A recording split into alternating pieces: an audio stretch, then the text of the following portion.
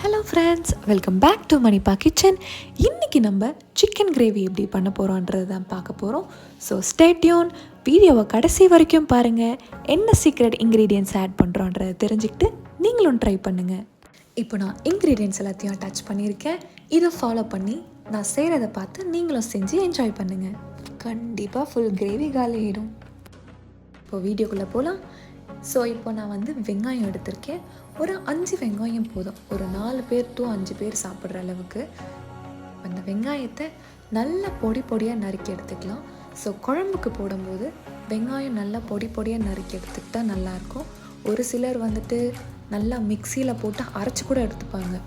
So அது வயசானவங்க இருப்பாங்க வீட்டில், அவங்களால மெல்ல முடியாதுன்ற காரணத்துக்காக. ஸோ இந்த மாதிரியும் பண்ணலாம். ஸோ நீட்டாக கட் பண்ணுறது பிரியாணிக்கு ரொம்பவே நல்லாயிருக்கும். ஸோ நான் இப்போ ஒரு 5 வெங்காயம் எடுத்திருக்கேன். ஸோ எல்லாத்தையுமே இதே மாதிரி பொடியாக நறுக்கி எடுத்துக்கலாம். ஸோ குழம்பு செய்கிறதுக்கு முன்னாடி நம்ம என்னென்ன காய்கறிகள்லாம் வேணுமோ எல்லாத்தையுமே நம்ம ரெடி பண்ணி வச்சுட்டு அதுக்கப்புறம் குழம்பு செய்ய ஆரம்பித்தோன்னா வேலை கொஞ்சம் ஈஸியாக முடியும். டென்ஷன் இல்லாமல் கிளியராக பண்ணி முடிக்கலாம். இப்போது நல்லா பொடியாக நறுக்கி எடுத்து தனியாக வச்சுட்டோம். இப்போ தக்காளியை நல்லா பொடியாக நறுக்கலாம்.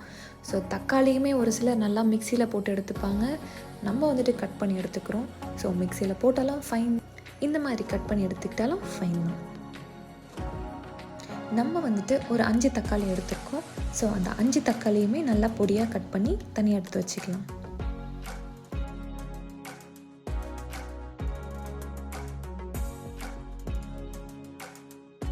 இது கூடவே ஏலக்காய், லவங்கம், பெருஞ்சீரகம், ஸ்டார் ஆனிஸ், பே லீவ்ஸ், பட்டை எடுத்துருக்கோம். இது எல்லாத்தையுமே நம்ம ஆட் பண்ணிக்க போகிறோம். இப்போ ஸ்டவ் ஆன் பண்ணி தேவையான அளவு எண்ணெய் விட்டு நம்ம எடுத்து வச்சுருக்க ஸ்பைசஸ் எல்லாம் அதில் ஆட் பண்ணிக்க போகிறோம். ஆட் பண்ணுறதுக்கு முன்னாடி எண்ணெய் நல்லா கொதிக்கணும்.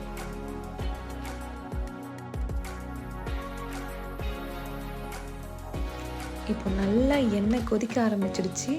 ஸோ இதுக்கப்புறம் நம்ம எடுத்து வச்சுருக்க ஸ்பைசஸ் எல்லாம் ஆட் பண்ணால் கரெக்டாக இருக்கும். இப்போ இந்த ஸ்பைசஸ் எல்லாத்தையுமே எண்ணெயில் முக்கிற மாதிரி லைட்டாக கிண்டிக்கலாம். கிண்டி விட்டதுக்கப்புறமா நம்ம நறுக்கி வச்ச வெங்காயத்தை எடுத்து இது கூட ஆட் பண்ணி நல்லா பொன்னிறமாக வறுத்து எடுத்துக்கணும். எவ்வளோக்கு எவ்வளோ நல்லா வறுக்கிறோமோ அந்த அளவுக்கு நல்லா டேஸ்ட்டாக இருக்கும். ஸோ அதுக்காக நம்ம நிறைய கருக வச்சிடக்கூடாது. வெங்காயம் எல்லாமே நல்லா ப்ரௌனிஷ் கலராக மாறுற வரைக்கும் நல்லா நம்ம கிண்டிகிட்டே இருக்கலாம். வெங்காயம் நல்லா சீக்கிரமாக வதங்குறதுக்கு கொஞ்சமாக உப்பு சேர்த்துக்கிட்டோம் அப்படின்னா வெங்காயம் சீக்கிரம் வதங்கும். இது ஒரு டிப்ஸ், ஃபாலோ பண்ணிக்கோங்க. I know many people already know this, but தெரியாதவங்களுக்காக சொல்கிறேன். வெங்காயம் வதக்கும் போது ஹை ஃப்ளேமில் வைக்காதீங்க, அடி பிடிக்கிறதுக்கு அதிகமாக சான்சஸ் இருக்குது.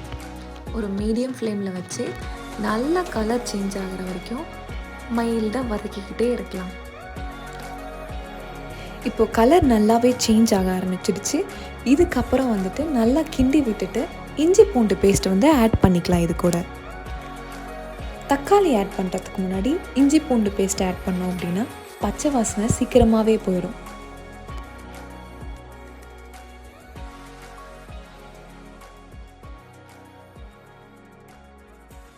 அதை நல்லா லைட்டாக வதக்குனதுக்கப்புறமா நம்ம நறுக்கி வச்ச தக்காளி இது கூட ஆட் பண்ணிக்கலாம்.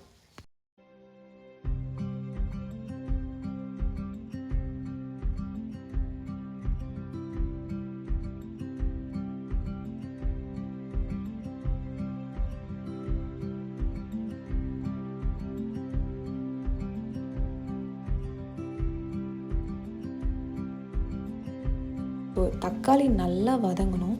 நல்லா சாஃப்டாக வதங்குற அளவுக்கு நம்ம கிண்டிக்கிட்டே இருக்கலாம். தக்காளி நல்லா வதங்கினதுக்கப்புறமா இந்த ஸ்டேஜில் நம்ம மசாலா ஆட் பண்ண போகிறோம். ஸோ நிறைய பேக்டு ஐட்டம் மசாலாஸ் எல்லாம் நம்ம எதுவுமே யூஸ் பண்ணல, எக்ஸப்ட் கரம் மசாலா, அதுவும் 1 டீஸ்பூன் தான் ஆட் பண்ணியிருக்கோம். ஸோ இப்போ மஞ்சத்தூள், கரம் மசாலா, கறி லீவ்ஸ், குழம்பு மிளகாத்தூள் இதை நல்லா ஆட் பண்ணி கிண்டி விட்டுக்கலாம். ஸோ இந்த ஸ்டேஜில் நல்லா கிண்டிட்டு நம்ம கழுவி வச்ச சிக்கன், மஞ்சத்தூள் போட்டு கழுவி வச்ச சிக்கனை அதில் ஆட் பண்ணி கிண்டிக்கலாம்.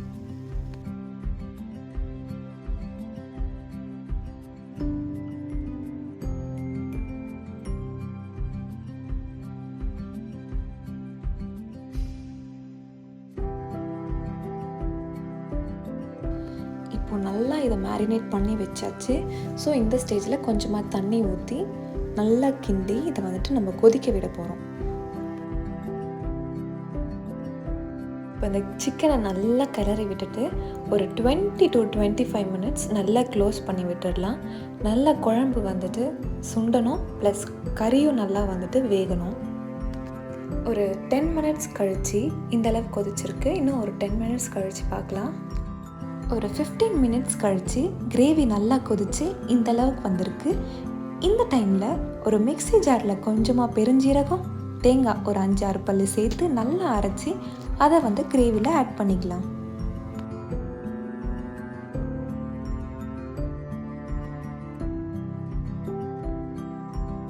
இப்போ இதை நல்லா கிளறி விட்டுட்டு கொஞ்சமாக நம்ம வந்து கொதிக்க விட்டுடலாம்.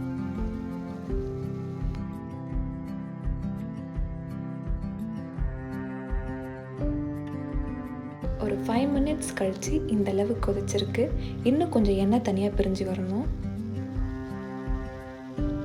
இப்போ நல்லா எண்ணெய் தனியாக பிரிஞ்சு வந்துடுச்சு. ஸோ இந்த ஸ்டேஜில் நம்ம கொத்தமல்லி போட்டு கொஞ்சமாக பெப்பர் ஆட் பண்ணி இறக்கி வச்சுக்கலாம். லாஸ்ட்டில் பெப்பர் சேர்த்து கொத்தமல்லி போடுறது இன்னுமே டேஸ்ட்டை என்ஹான்ஸ் பண்ணி காட்டும்.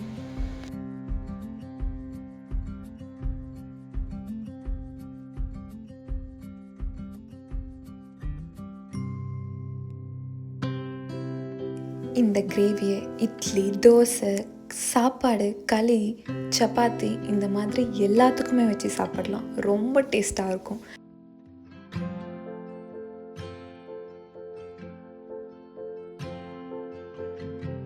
மழைக்கும் அதுக்கும் இதை வச்சு மட்டும் சாப்பிட்டீங்க, ஹெவனில் இருக்க மாதிரி இருக்கும். ட்ரை பண்ணி பாருங்கள்.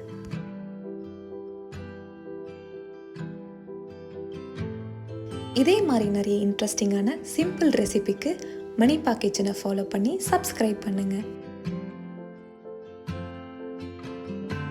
உங்களுக்கு என்ன மாதிரியான வீடியோஸ் தேவைப்படுதோ அதை கமெண்ட் பண்ணுங்கள். அப்கமிங் வீடியோஸில் நாங்கள் அதை போஸ்ட் பண்ணுறோம். தேங்க்யூ.